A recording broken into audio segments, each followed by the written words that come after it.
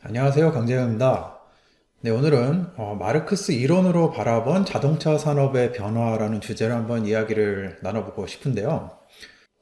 마르크스는 굉장히 유명한 사회학자인데요. 제가 사회학을 공부할 당시에 막스 웨버, 마르크스는 사회학의 아버지다, 뭐 이런 얘기도 듣고 그랬었는데, 마르크스의 그 이론 자체가 약간 공산주의, 사회주의 그런 이론을 많이 강조하다 보니까 이제 학교에서 그거를 공부함에 있어서도 조금 이제 조심스러운 그런 자세를 좀 취했던 그런 기억이 있습니다.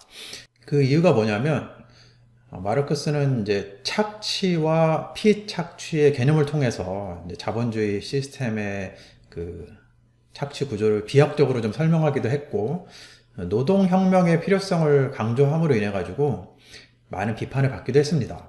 마르크스가 얘기했던 여러 가지 사회학적 이론이 있지만 그 중에 가장 유명한 게 마르크스주의는 토대와 상부 구조로 인간 사회를 설명했다는 거예요. 그러니까 토대는 베이스고 상부 구조는 슈퍼 스트럭처라고 하는데요. 토대는 생산력과 생산 관계를 구성하고 있으며 사회의 나머지 모든 부분, 예를 들어서 문화, 제도, 학문, 예술, 정치, 권력, 종교 등등은 상부 구조로서 토대에 의해 규정된다. 그렇게 설명을 했습니다. 여기서 토대를 조금 더 자세히 들여다보면 생산력과 생산 관계가 있는데요. 여기서 생산력은 어떤 제품을 만들어내는 힘을 의미합니다. 예를 들어서 인간의 노동력, 동물의 힘, 기계의 힘, 뭐 이런 것들이 생산력에 해당되겠죠. 그리고 생산 관계는 생산력을 유지하는 틀을 의미합니다. 예를 들어서 원시 공동체, 고대 노예제, 중세 봉건제, 근대 자본주의 등등이 생산 관계를 의미합니다. 역사적으로 생산력은 계속 높아지게 되는데 그에 따라서 생산 관계도 계속 변화하게 됐다고 마르크스는 설명합니다. 근데 여기서 이제 주목할 점이 토대와 상부 구조의 관계에 있어서 상부 구조가 어느 정도 토대에 영향을 미치기는 하지만 마르크스는 토대가 상부 구조에 미치는 영향력이 훨씬 크다고 보았습니다. 저는 이 점에서 자동차 산업이 지금 내연기관 자동차에서 전기차, 자동주행차 그렇게 변화하고 있는데 이거를 이제 토대와 상부 구조의 입장으로서 한번 바라보면 재밌지 않을까 생각해 보았습니다.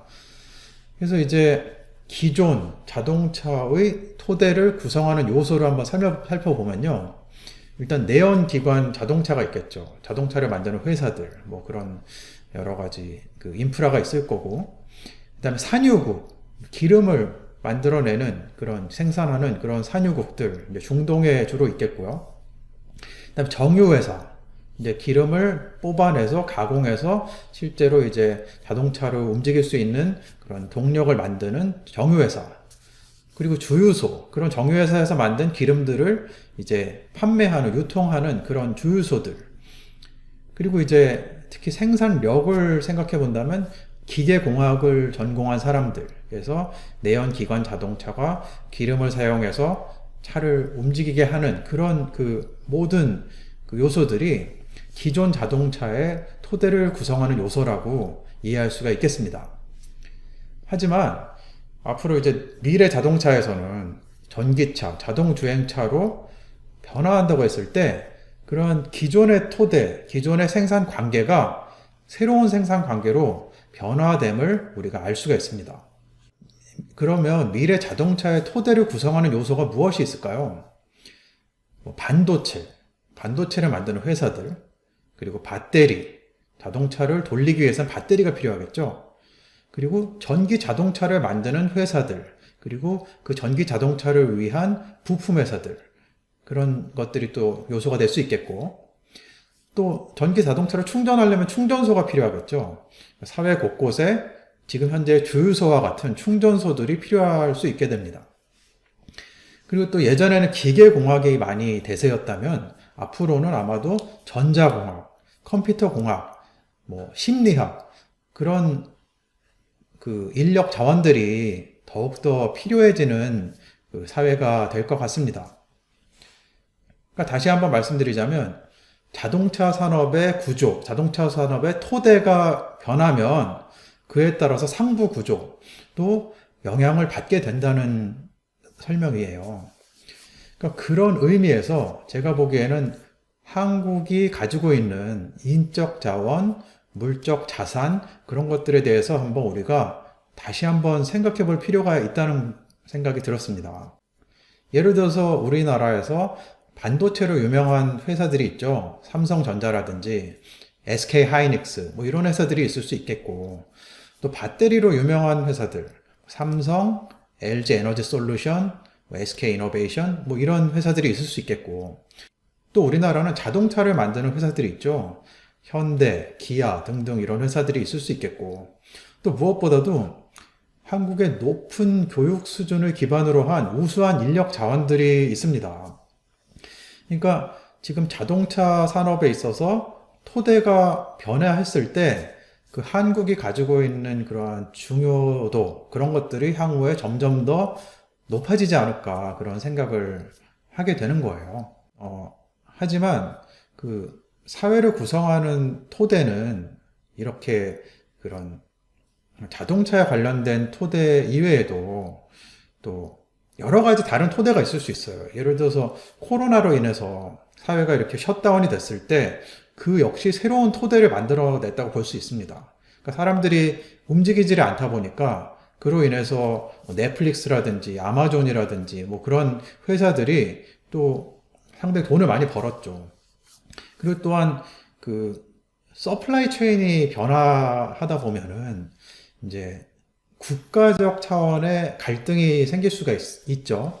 그러니까 중국과 미국의 갈등이라든지 러시아와 뭐 미국과 갈등 그런 것들이 사실 자세히 들여다보면 제가 보기에는 그 토대를 놓고서 갈등하는 거라고 볼 수 있습니다. 예를 들어서 배터리를 만들기 위해서 그리고 반도체를 만들기 위해서 필요한 그런 자원들이 있는데요. 뭐 니켈이라든지 구리라든지 그런 뭐 휘토류라든지 이런 자원들이 있는데 이 자원들에 대한 통제권을 어느 나라가 가지고 있느냐. 그것이 굉장히 중요한 그 서플라이 체인에서의 중요한 그 요소라고 볼 수가 있는데, 그렇기 때문에 많은 국가들이 그러한 새로운 자원을 놓고서 또 경쟁을 할 수가 있겠다라는 생각을 하게 됩니다.